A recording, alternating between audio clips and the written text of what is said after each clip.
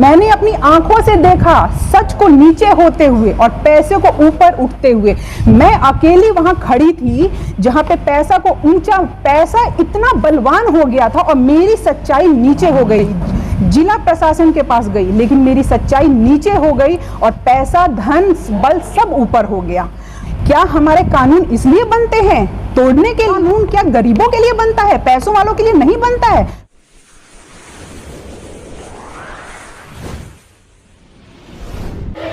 छपरा नगर निगम चुनाव में गर्माहट आ गई है और रीना यादव जो कि मेयर प्रत्याशी हैं, इस बात की शिकायत करके कि एक जो प्रत्याशी हैं, जो मेयर प्रत्याशी हैं, उनके 3 संतान हैं और 3 संतानों को लेकर उन्होंने विभिन्न कार्यालयों में, निर्वाची पदाधिकारी के कार्यालयों से लेकर चुनाव आयोग और विभिन्न अधिकारियों के यहाँ कई साक्ष्य दिए, बावजूद जो है उन्हें पास कर दिया गया, क्लीन चिट दे दिया गया चुनाव लड़ने के लिए।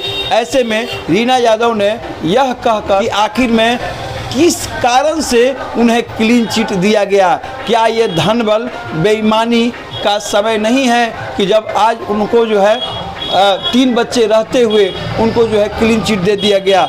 उन्होंने कहा कि मातृत्व का गला घोटने का भी एक बड़ा मामला सामने आया है कि जब 3 बच्चे उनके हैं तो कैसे उन्होंने अपने नॉमिनेशन में मात्र 2 बच्चे की जानकारी दी है, ये भी एक बड़ी बात है। आखिर में एक बच्चा उनका अगर तीसरा बच्चा है तो उसका उन्होंने नाम क्यों नहीं दिया? 9 महीने पेट में रखने वाली माँ क्या ऐसी निर्दयी हो सकती है, ये भी बात कही। दूसरी बात उन्होंने कही कि धन बल और अनैतिकता का जमकर उपयोग किया गया है और अनैतिक रूप से उन्होंने अपने तीसरे बच्चे का नाम नहीं दिया है। सबसे बड़ी बात है कि उन्होंने कहा कि वो हर जगह गई जहां से न्याय मिल सकता था और सच्चाई को उजागर करने के लिए वे हर कागज़ को उन्होंने प्रस्तुत किया अधिकारियों के सामने लगी। किसी ने इस सच्चाई को उजागर नहीं किया, बल्कि धन बल के और बेईमानी के चादर के तले उन्हें जो है क्लीन चिट दे दिया गया। आप सभी को छोड़ जाते हैं रीना यादव के इस वीडियो कॉन्फ्रेंस से संबंधित वीडियो के साथ। मैं आप लोगों को यहाँ आने के लिए धन्यवाद करती हूँ और साथ ही मैं छपरा नगर निगम के सभी नगरवासियों को मैं अपना प्रणाम करती हूँ। आज ये प्रेस वार्ता एक झूठ, फरेब, बेईमानी, अनैतिकता के विरुद्ध में अपनी आवाज़ को बुलंद करने के लिए मैंने रखा है। जैसा कि आप सभी लोग जानते हैं, यहाँ तक कि छपरा के नगर निगम के सभी जनता जानती है कि 2008 में जो नगर पालिका एक्ट है उसमें 3 बच्चों वाले जिसकी भी 3 संतानें हैं वो ये नगर पालिका का चुनाव नहीं लड़ सकता है, सिर्फ नगर पालिका का चुनाव नहीं लड़ सकता है। जबकि मुझे बहुत ही दुख के साथ ये आप लोगों से बताना पड़ रहा है कि हमारी एक मेयर प्रतिनिधि हैं, मेयर उम्मीदवार हैं, महिला उम्मीदवार जिनकी 3 संतानें हैं, उन्होंने अपने नॉमिनेशन में सिर्फ 2 संतानों की सूचना दी है। उस कागजों पर एक संतान को उन्होंने दबा दिया, उसकी बलि चढ़ा दी। ये सिर्फ प्रेस कॉन्फ्रेंस मैंने लोगों को जागरूक करने के लिए रखा है। इस प्रेस कॉन्फ्रेंस में मैं लोगों को बताना चाहती हूँ कि उन्होंने कानून को और नैतिक को, अपनी नैतिकता को दम पर धन, बल, पैसा, इन सभी चीज़ों को ऊपर करके वो आज मेयर पद का चुनाव लड़ रही हैं, जो कि सही नहीं है। मैं भी एक माँ हूँ। एक माँ अपने बच्चे के लिए हमेशा बलि चढ़ती है, बच्चों की कभी बलि चढ़ाती नहीं है, क्योंकि बच्चा जो होता है माँ बाप का अंग होता है, उसका अभिमान होता है, उसका मान होता है, उसका स्वाभिमान होता है। मैं आप लोगों से बताना चाहती हूँ कि जो लोग भ्रष्टाचार की बात करते हैं, जो जितने भी प्रत्याशी हैं जो भ्रष्टाचार मुक्त करना चाहते हैं नगर निगम से, जो नगर निगम में बदलाव करना चाहते हैं, आप लोग बताइए मैं जनता से, आप लोगों के माध्यम से जनता से ये पूछना चाहती हूँ कि जिसने जो अपनी संतान का ना हो सका, क्या वो नगर निगम में बदलाव कर पाएगा? जो पैसों के बल पे अपना नॉमिनेशन कर देता है, क्या वो आपको लगता है कि नगर निगम में भ्रष्टाचार दूर मिटा पाएगा? मैं आप लोगों के माध्यम से उन जनता को जागरूक करना चाहती हूँ कि पैसा मैंने अपनी आंखों से देखा, सच को नीचे होते हुए और पैसे को ऊपर उठते हुए।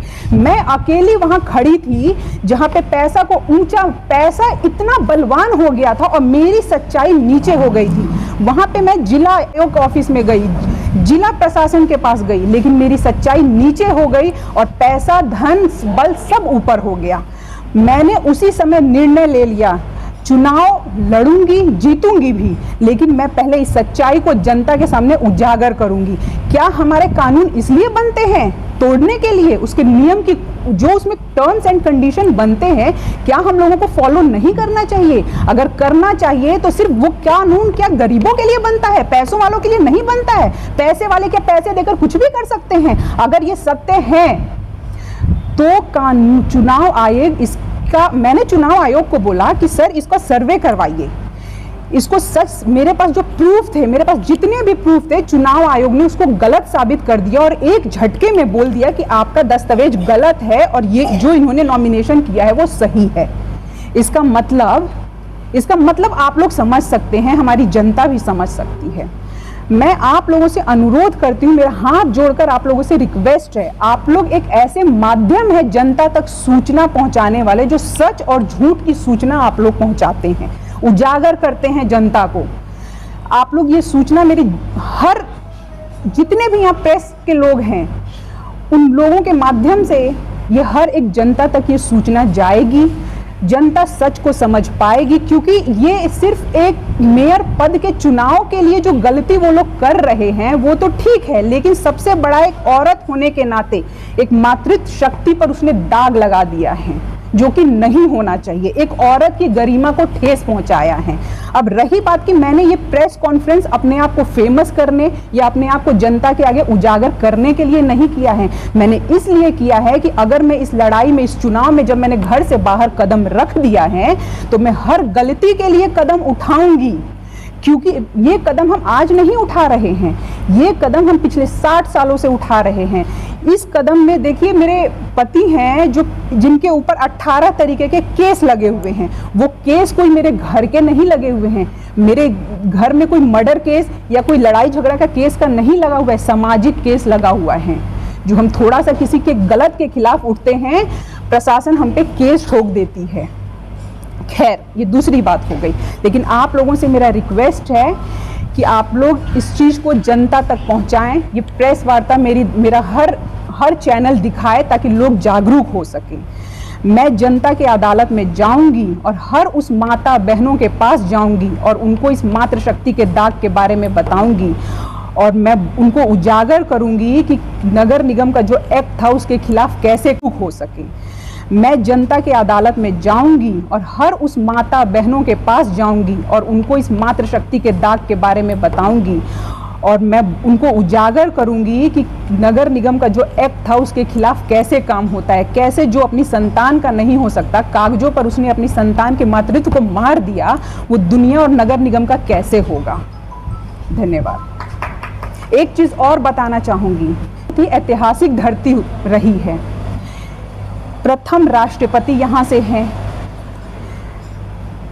दधीची, महर्षि दधीची का इलाका है जिन्होंने अपनी हड्डियों तक को दान में दे दिया है। तो त्याग और बलिदान की ये धरती जरूर है, लेकिन राजनैतिक इतिहास में काले अक्षरों में ये घिनौना सच लिखा जाएगा, ये बात सच है। और इसके लिए मुझे कहीं भी जाना पड़े, मैं इस चीज़ के लिए कदम उठाऊंगी। मैं तब तक नहीं शांत बैठूंगी जब तक ये सच्चाई का मैं उजागर ना कर दूं। बलिदान की धरती जरूर है, लेकिन ऐसे गंदे बलिदान की धरती नहीं है जहां पे एक माँ ने अपने स्वार्थ के लिए अपने बेटे की बलि चढ़ा दी।